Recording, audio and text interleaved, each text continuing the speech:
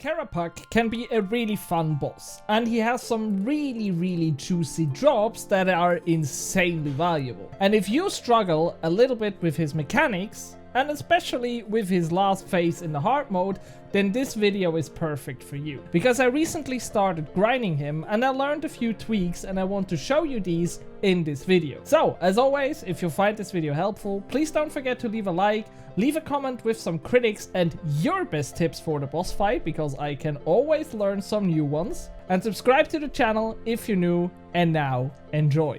So first things first, let's take a look at the armor and the items that I use for this fight. So from the armor, you obviously take the best armor that you have unlocked for Necromancy. When you have, obviously, the Raziel set is the best option right here, but if you don't have it unlocked, you can still go for this tier 90 or tier 80 armor. I think even tier 70 could work, but then it gets a little bit, I don't know, gambly or something. And if you have the tier 90 or tier 80 armor and you struggle with the fight, it is definitely extremely valuable to go for the tank option there, because this dodge chance will work, especially in the last phase, and will negate a lot of damage from Kerapac. So taking it with you can be a good option when you struggle with the fight. But for me, I have the visage of the first Necromancer, so the death mask combined with the crown of the first Necromancer. This is basically to get the 5-piece set bonus, and it's the best in slot helmet. I then have the rope top of the first Necromancer, augmented with Relentless 5 and Biting 4. I take Cinderbanes with me because Kerapac is poisonable, so poison is extremely good on this boss.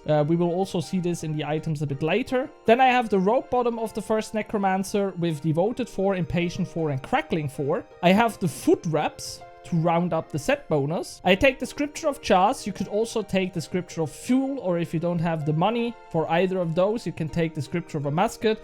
But I think Scripture of Jas is the good budget option that is really valuable. I have the Soulbound Lantern with Precise 6, a Omniguard with Eruptive 4, and a Death Warden Nexus. If you have unlocked, take the Simugral's Nexus. I don't have it on the account, so therefore I have the normal one. For a ring, I take the Reaver's Ring because I play a crit build.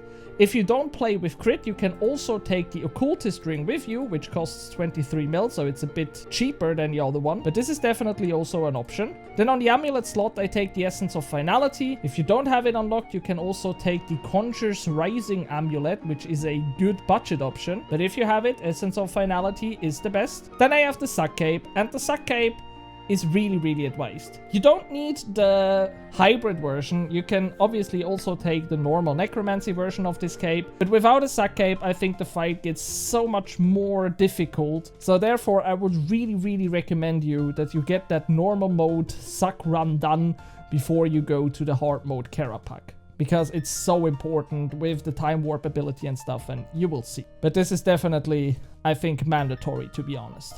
At least to have a halfway decent time at this boss. I think without Suck Cape, it is possible to kill him, but it just makes no sense. Then for the aura, you also have a few options. You can take the Majorat aura when you play a crit build.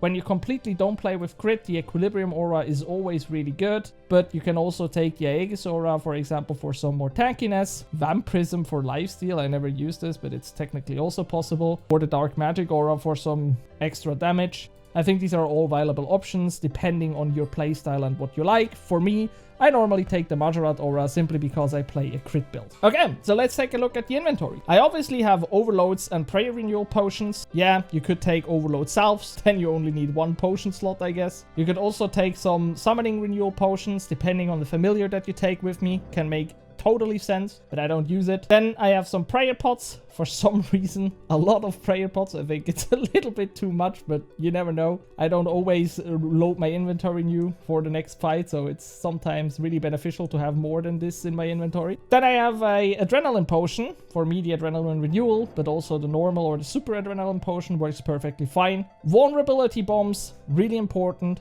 10% more damage for free. Always take those with you. Then I have a Weapon Poison +++, simply because the boss is poisonable. An Excalibur for that nice and juicy heal. I have the Quorum Incensi sticks for some extra poison hits and stuff, because Kerapac is poisonable. These 3 are just some extra damage, so if you can, take them with you. I have the Pontifex Shadow Ring, which has basically an effect that with the melee stun attack, he cannot stun you anymore if you fail to dodge them. Really, really nice. I have the tier 4 Luck Ring with the Luck of the Dwarfs. I always take them with you. Then I have the Binding Contract of whatever familiar I like the most. For me, I normally take the Calgarian Demon for the crit build. But if you don't play crit, it makes no sense. So you either take the Ripper Demon for some extra damage, the Blood Reaver for some extra heal, or simply the Hellhound for some extra tankiness, depending on what you prefer the most. I would recommend you personally that you either take the Ripper Demon for damage when you don't play crit, or the Hellhound for tankiness. I don't think the Blood Reaver is that insane, because I don't really think that he will help you that much in the last phase. I used him in my kill that we will look at soon, but yet still, this is my recommendation, but just take the best that you can there. And I filled the rest with food, simply because sometimes you need a little bit of food. Okay, so let's take a look at a full kill now right here. And this is actually a kill that I made in some pretty scuffed gear, as you can see. So I had the tier 80 power armor with me, I had a Conjurer's Amulet and a Occultist ring, I have some tier 90 weapons, but they are not augmented. In the inventory setup, the only thing that I changed is that I took Blue Blubber Jellies and Ceradomin Brews, because I knew that I had to food more and that it did not want to basically kill my adrenaline all the time. All the other stuff I basically left as it was, and then I also took the Aegis Aura with me, because this one basically makes you 10% tankier, and I thought that with that gear, and since I don't use the tank armor, but I really recommend if you have tier 80 armor, take the tank armor with you. If you have tier 90 armor, I also think that the tank armor is better in this fight, but yet still, I took the power armor with me, so I took the Aegis Aura just to get a little bit more tankiness right here. But this is basically all that I changed, and with that scuffed gear, I actually was able to make a full kill, and this is one that I want to show you. It wasn't the cleanest one, but it gets the job done, so let's head right into it. Okay, so we are right here at the start of this kill, and the first thing I do is basically get all my buffs going. So I activate Darkness, I drink my Weapon Poison, activate my Quarm Sticks, activate my Aura, activate my Summoning Pet, and then I activate my Conjures. I use the Invoke Death ability, I use the Blood Transfer ability, and I use Life Transfer, I think, not Blood Transfer. And I use the Lord of Bones incantation, activate the Skeleton, start the fight by, also drinking Overload and stuff, and then I start the fight with a Vulnerability Bomb and a Death Skulls. And this is basically always the first thing I do from every kill. And now he starts doing his mage attack that I showed you in the shorts that you can easily dodge by just run or dive under him, and then he does not spawn the cloud and does not deal any magic damage right there. After that, I go into my Living Death, use my Adrenaline Potion to pump that Adrenaline up to use as much Death Skulls as possible. And also when I'm in my Living Death, I try to use all my Finger of Death stacks, because they do, I think, 1.5 times damage when your Living Death is active. Here at the melee attacks, you can see that I dodged that pretty bad, because when you dive or surge at the right timing, you can actually negate all his damage, just like I try to do here. I will show you this later in a kill, because here I was pretty unclean, but actually I also didn't really give a fuck, to be honest, because I had the Pontifex ring, so it doesn't really matter, because it does not stun you, so I can just simply run out. Since I don't have a lot of damage with that gear, he also does his last mechanic, which is this true power of the staff, and there he basically just spawns these walls of lightning, and all you have to do is basically just dive through them. The first one is pretty easy, the second one can become a bit tricky, but the third one is most of the times really tricky. So there I also recommend to everyone who does not have the damage to skip this, because when you do enough damage you don't have to deal with this mechanic. If you don't have the damage, just look out that you don't face him into the last phase while these lightnings are still not dodged, but you will see that later. Now the second phase begins, and it is basically more of the same. I use Bloat, I use the Time Warp ability, which is basically really insane, because when you don't know what this does, it's the special action button, and when you do it, you can use abilities, and you can use whatever life or as HP or whatever, and you get reverted to that point where you pressed it. So you can see now that I pressed the Time Warp ability, activated my Death Skulls, and now when the Time Warp ability hits, I get teleported back to that point and I have my Death Skulls up again. So it is really nice if you use the Time Warp ability, the special action button, before you activate your ultimates. So you can basically just use them twice. Now we're at the melee attacks again, and now you can see how it works when you dodge it correctly, because when you have the right timing, you see that he jumps into nothing, you get not hit, and also your dive cooldowns will get reset, so you have dive ready for the next time. But as I mentioned, I wasn't really paying attention to that because it was not my focus. I had the Pontifex Shadow Ring on, so it didn't really matter when he hit me. And also really important to know is that you technically can delay his next mechanic when he stays on you, you know, because as you can see here, when he hits me with that melee attack, he basically stays as long as I stay in his range, and he only starts the next one when I walk out of there. So when you stay in this position, you technically could delay the fight, so you don't have to deal with the last mechanic, but you get a lot of melee damage. Devotion does not work there. He just mocks you when you activate Devotion at this point. And even more important, you only deal half of the damage you would as long as you are basically at his feet with the melee attack going. So it's not the best idea, but technically you could do that. Here I then basically do not have the damage to face him before the last attack, since I have Scuff Gear, but it stays the same. I searched through the first lightning thingies, and then I waited for the second one to arrive, and then I just simply dived through them to not get hit by any of them. Into the last phase, and basically everything stays the same. I again start doing my rotations, play with the Time Warp ability and activating the Death Skulls while Time Warp ability is on and stuff. So nothing really new at this point. What's really important here is just when you get to the last points of the third phase and he says witness the power of the staff. I really recommend you to not face him as this is going on, because when you do that, it happens when you have more damage than me with that setup. You will have to deal with the last phase while these lightning thingies are still going. They do not go away when you go into the last phase, so therefore just clear them before you go into the last phase and then basically phase him. Here I use my Excalibur because I got hit by the lightning. And I also learned that he does all the mechanics over and over again when you're just too slow. So you can see that he does the mage ability once more, but I just ran under him with the perfect timing here. And now I go into the last phase. And this is basically where shit gets real, because here he starts really attacking hard. And your best friend in the last phase are your defense abilities. So first of all, I start by just jumping into one of my clones. You have to jump into one to deal true damage to the echoes. Otherwise, you just deal like, I think 10% of your damage, and it's basically not possible. So I jump to one of my clones. I get full life through this. And then I activate my Invoke Death to put the death mark on the echo.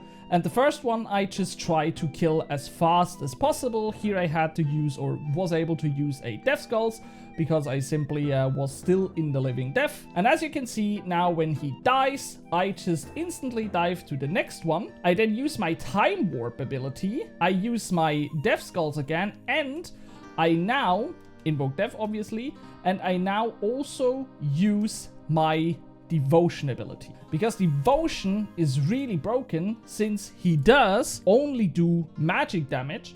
As long as you have the Mage Spray and Devotion active, you don't get hit by anything here. So now I have Devotion ready. What I'm trying to do now is to kill the Echo while my Devotion is still ready, so the duration get extended. This is also really important because now I still have 6 seconds on that Devotion. I now can go to the next Echo, and here I have Devotion ready again because I used it in the Time Warp. So just as a reminder, we had this with the Death Skulls, but this is exactly what I did right here. So I go into Time Warp, I use my Devotion now, you can see it's a little bit stupid position, but it's down here. And since the Time Warp now runs out, I have it up again. So basically, you get 2 devotions, which is just insane. So now I wait until this runs out, I activate the second devotion, and I now have again 10 seconds where I can be in the devotion. If you have more damage than I do, if you have better gear,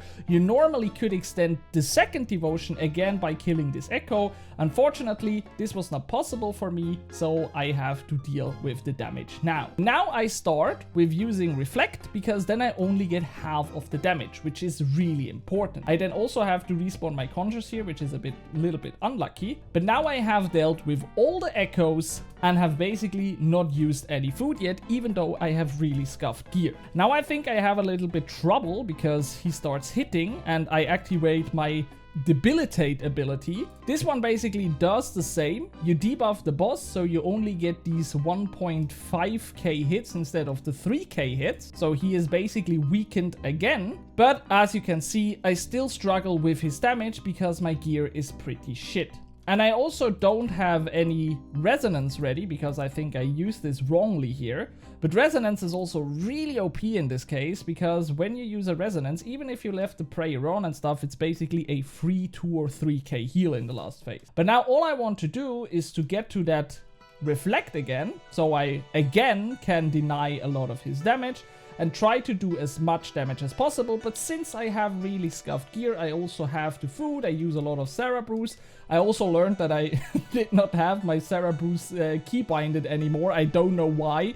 I had this, but I never, I don't know when I last used Cerberus. So I basically did not have them keybind, so I struggled a little bit here with fooding. I almost lost the kill, but then I again use Debilitate to weaken him, and the kill is done. And you can see that you basically can switch between these defense abilities. Obviously, your Devotion is the best that you can have. Your dodge chances through darkness or the tank armor is really broken in this case.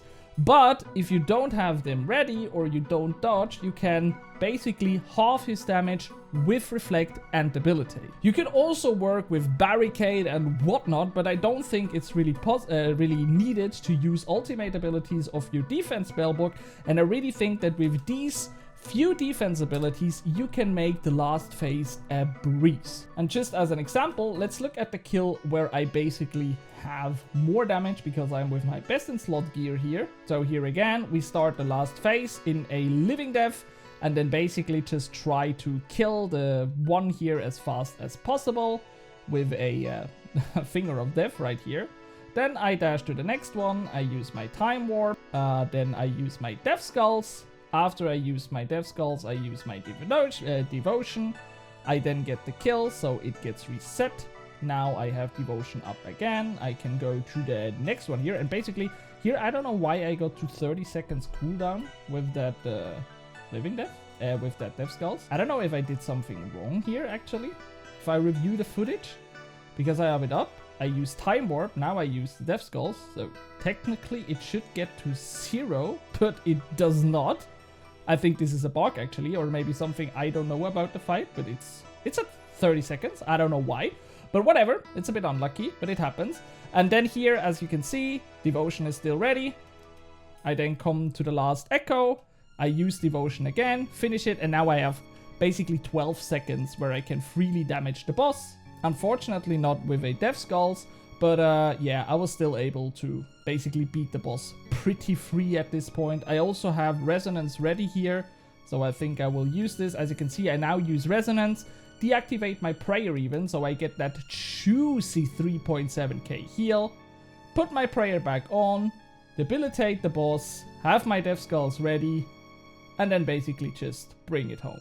As you can see, this boss basically really teaches you, especially in the last phase, how to use your defense abilities or use some defense abilities to negate some damage. And this is basically the most important thing. But if you don't panic, you use your defense abilities correct, you can even get a kill pretty easy with tier 80 gear and stuff. So don't panic, use your defense abilities and get your kills done. So well, that's about that guide. I hope you find that video helpful. If so, please don't forget to leave a like, leave a comment with some critics or your best strategies at Kerapac. And now I will see you in the next time. Bye!